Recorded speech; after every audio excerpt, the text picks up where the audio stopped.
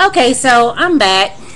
I wanted to share some things that, some tips or thoughts or whatever that I've been using during my journey.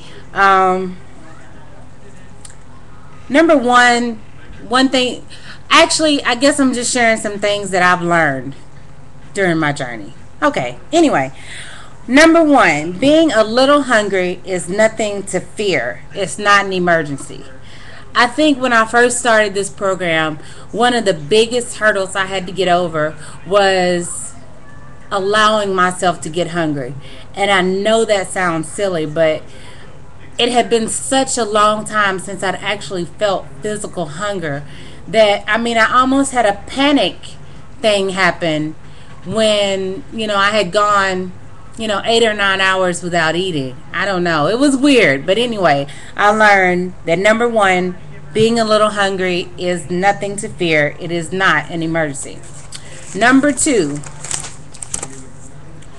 I learned that I could eat much less food and still be satisfied.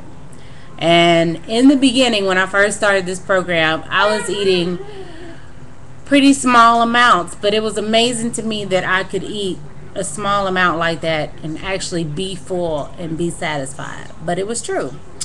Number three, I learned that I would rather eat small amounts of really good food than large amounts of low fat, fat free, low taste foods. Number four, I learned that I actually look forward to exercising, especially when it comes to walking and running, and I actually miss it when I don't get to do it. That was a surprise to me, too. I think I'm on number four. Number four, I know. Number five, I don't know. Next point. I learned that I love giving away clothes that are too big. There was a point where I had given away basically everything I owned as far as clothes went, and I thought that, especially some of my favorite things, I thought that I would miss them, but it really wasn't that hard to let go of them, especially when I was going from a 24 to a 12. It wasn't that hard. Okay, next, I learned that I love feeling better about myself. I mean, I had gotten to a point where I really, really felt bad about myself. I was really down on myself, and I really kind of felt hopeless. But one thing I know, being a believer in God, is that if you know Him, there is always hope. So I had to just turn to Him and allow Him to lead me in the direction I needed to go, because I knew that in Him there is hope. He is my healer and my restorer. Next point. I would rather be a positive influence on my friends rather than a negative one. Because honestly, I realized that I was enabling some of my friends. Some of my friends had the same problems, the same food problems I had, some of the same issues I had, and I was really an enabler. I'm the kind of person who, if you're down, especially then, I would bake you a cake, fix your favorite food, invite you over, and we would pig out together and that kind of thing. And that wasn't helping me, and it wasn't helping my friends. So I would definitely rather be a positive influence on my friends and family. I learned that sometimes the scale is not my friend. Sometimes you're doing all the right things, you're following your program, and the scale just does not cooperate. But I learned that I have to keep going. I have to stay focused, not on the scale, but on God, not on really anything but God, because everything else gets me off focus. I want to please God more than I want to please anybody else, including myself.